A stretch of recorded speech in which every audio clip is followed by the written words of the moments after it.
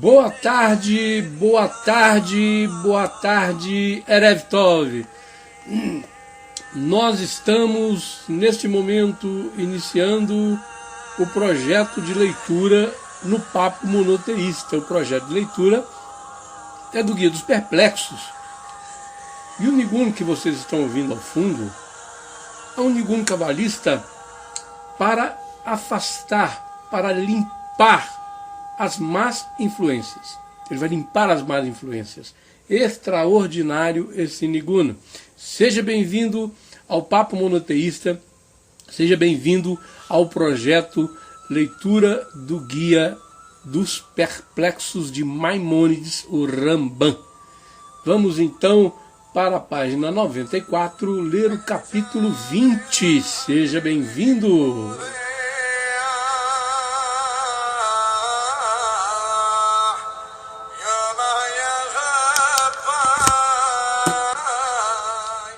No capítulo 20 do Guia dos Perplexos, na página 94, diz assim o capítulo 20, sobre palavras Ram e Nissá, elevado.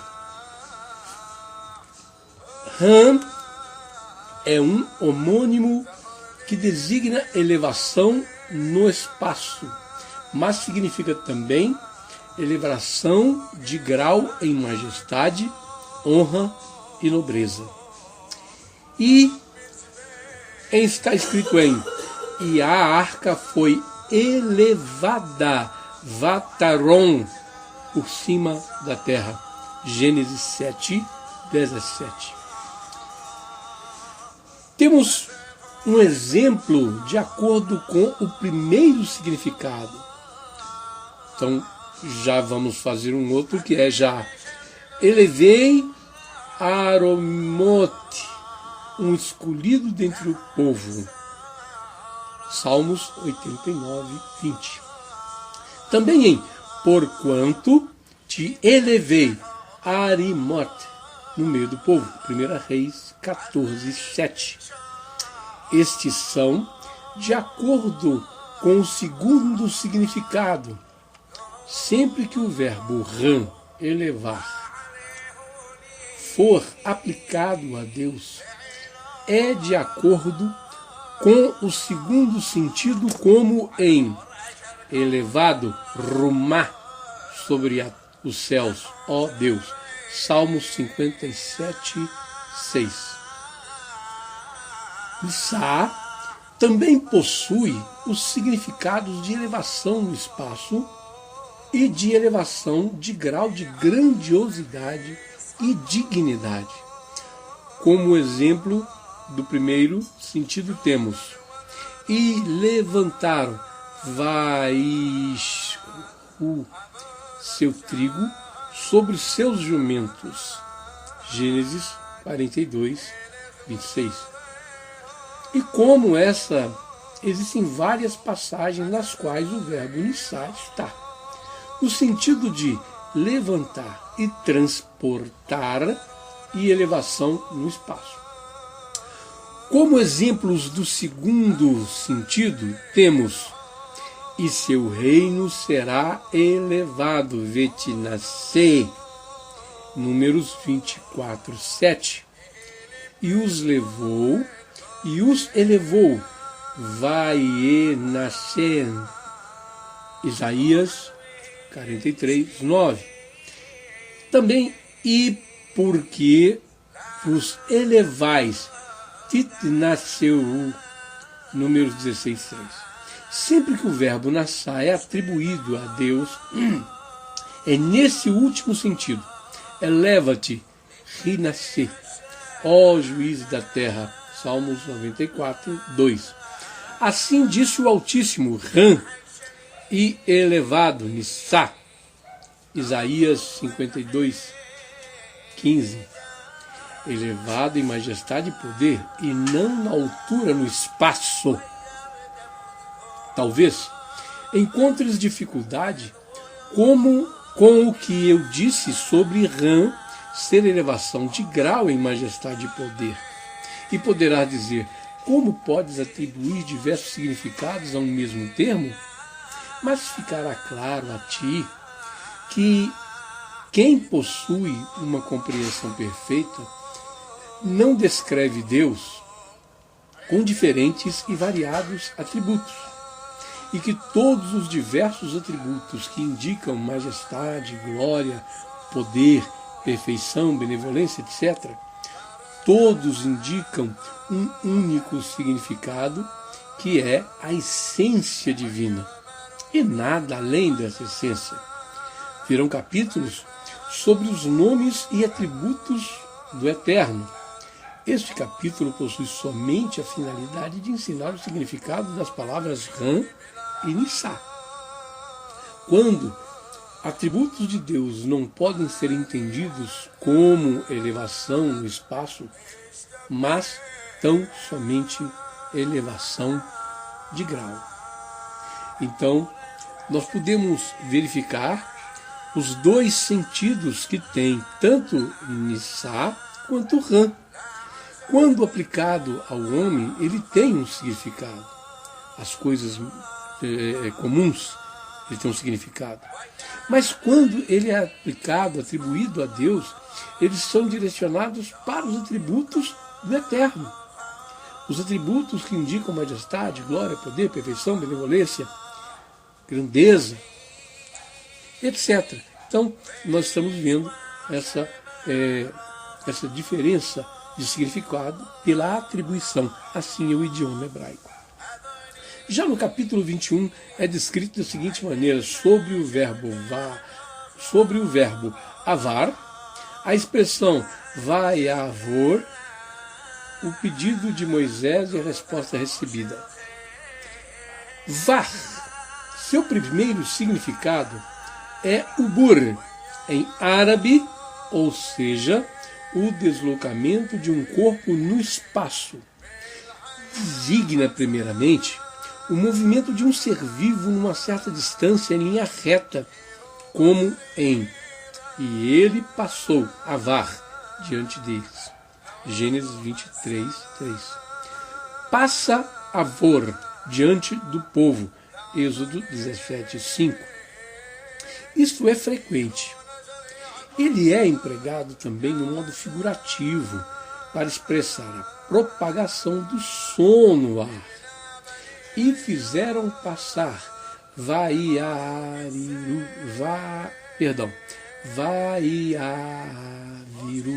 uma voz no acampamento.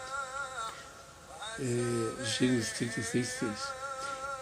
E que o povo do Eterno está dividido, Maavirino, 1 Samuel 2, 24. Ele também foi empregado, metaforicamente, para designar a vinda da luz e a Shekhinah, que os profetas veem na visão profeta, como em "eis uma fumaça de forno e uma tocha de fogo que passou, avar, por entre aquelas metades". Gênesis 15, 17. Isso aconteceu numa visão profética, pois no início do relato foi dito que um sono profundo caiu sobre Abraão. Gênesis 12. De acordo com esse sentido, foi dito também: "e passarei, veavarti, pela terra do Egito", Êxodo 12, 12, e outras passagens semelhantes. Esse verbo se refere também metaforicamente a quem fez um ato qualquer e exagerou, passando dos limites, como um homem saturado avarou pelo vinho. Gênesis 23, 9. Ele foi usado também ao falar de alguém que ultrapassou uma meta que tinha visto e se dirigiu a outro alvo. Ele atirou a flecha que fez passar e virou além deles. 1 Samuel 20, 36. E conforme este sentido figurado, que, a meu ver, devem ser interpretadas as palavras: e passou, vai a Avor, o Eterno diante de sua face, Êxodo 34:6. Sendo o sufixo pronominal de panav, sua face, uma referência a Deus, e é dessa forma que os sábios interpretaram panav, embora isso tenha sido interpretado em Agadot, explicações alegóricas, que não cabe aqui analisar. Com isso, representa um subsídio à nossa opinião. Em sendo o sufixo pronominal de befanav uma referência a Deus, a explicação da em questão, de acordo com o que me parece, é que Moisés solicitou a Deus uma certa percepção, que foi denominada alegoricamente de visão da face. E minha face não poderá ser vista. Está também na mesma passagem de Êxodo 33:23, ao que lhe foi assegurada uma percepção inferior à que ele solicitara, e que foi denominada de modo figurativo de visão de trás. Arorai, verás as minhas costas. Também em Êxodo 33:23. Sobre isso já escrevi no Mishneh Torá. Queremos dizer aqui que Deus ocultou dele a percepção denominada de modo figurado de panim, face, e o fez passar a outra coisa, ou seja, as ações atribuídas a Deus, que pensam ser vários atributos, conforme explicaremos. Quando digo ocultou dele, quero dizer que essa percepção é oculta e inacessível por sua natureza.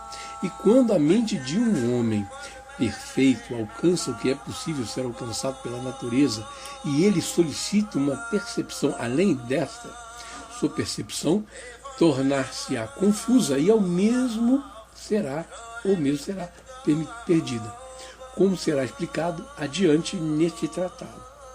A não ser que essa pessoa seja acompanhada de uma ajuda divina, como em "e te cobrirei com a minha mão até que eu tenha passado", Êxodo 33:22. Entretanto, a tradução aramaica de Onkelos fez como de costume nestas ocasiões.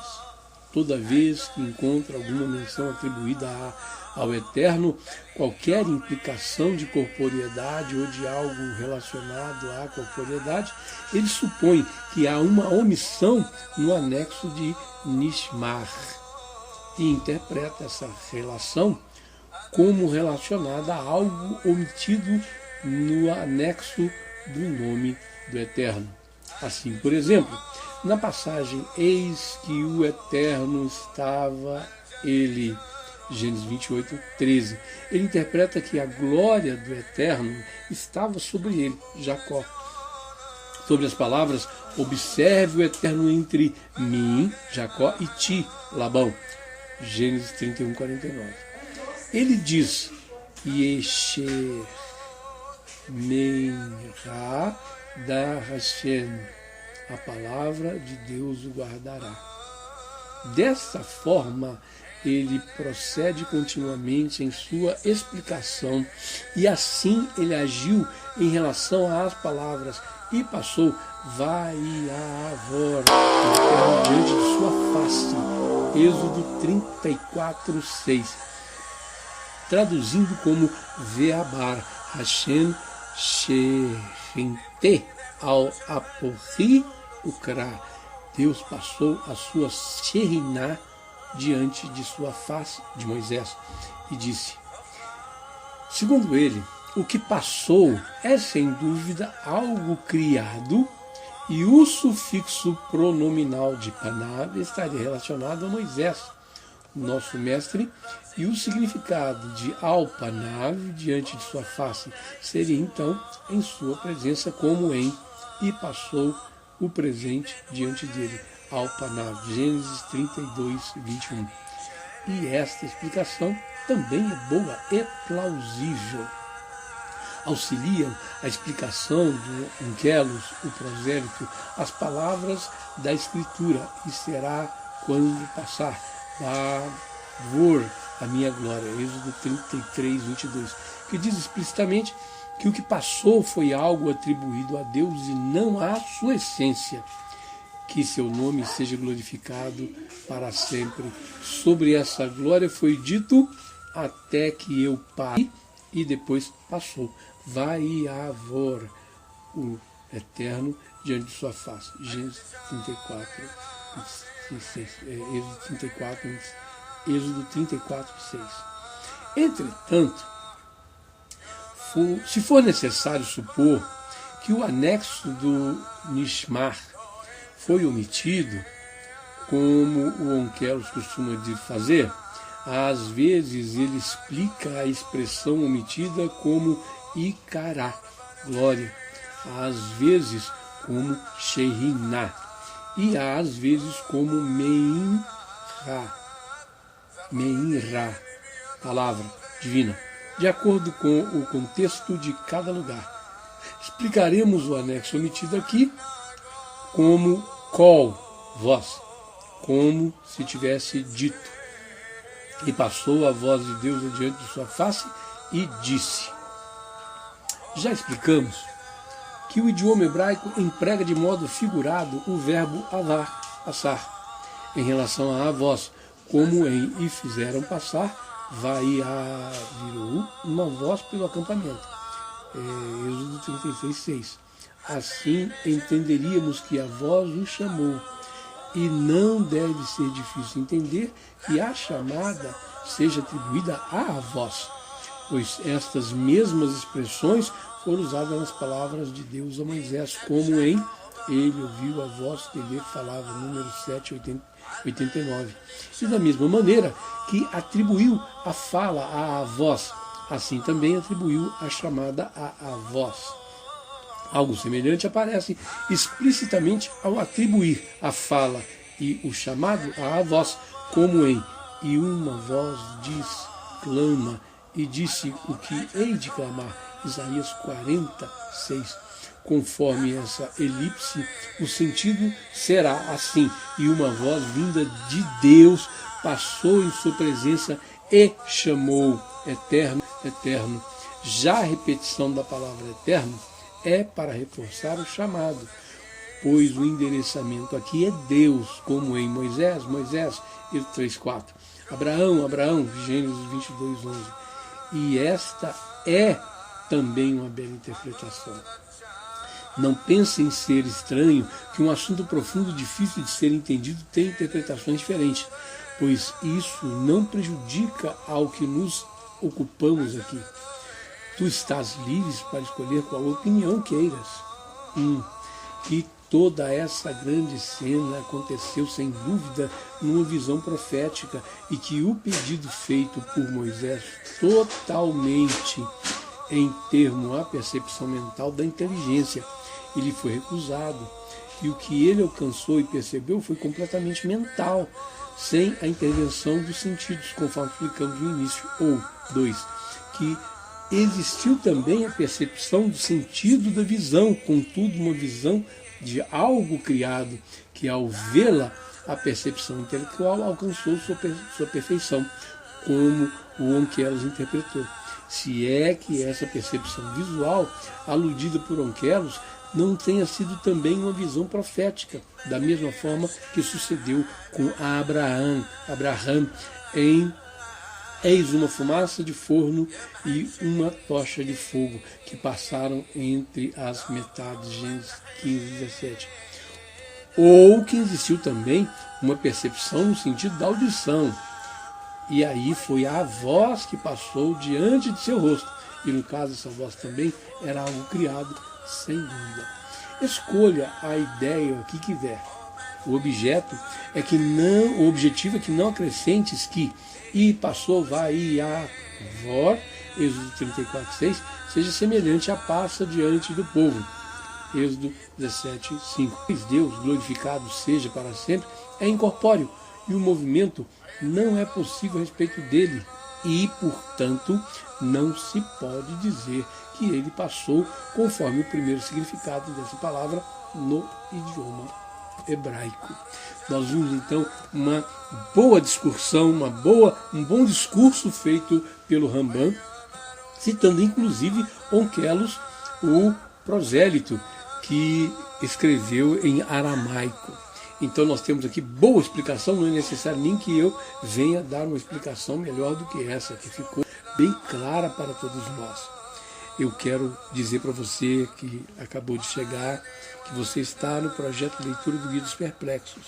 Se você está gostando, curta, compartilhe. Se você não é inscrito, se inscreva, assine o sininho, ative o sininho, compartilhe para que esse projeto vá adiante para edificar várias pessoas.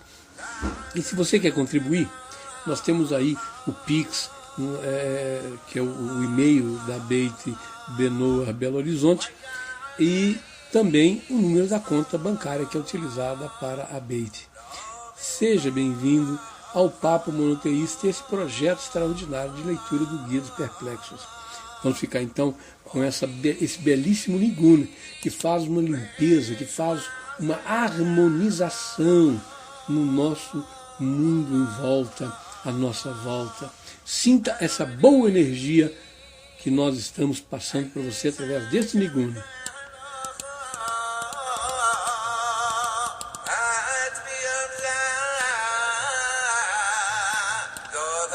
شوخي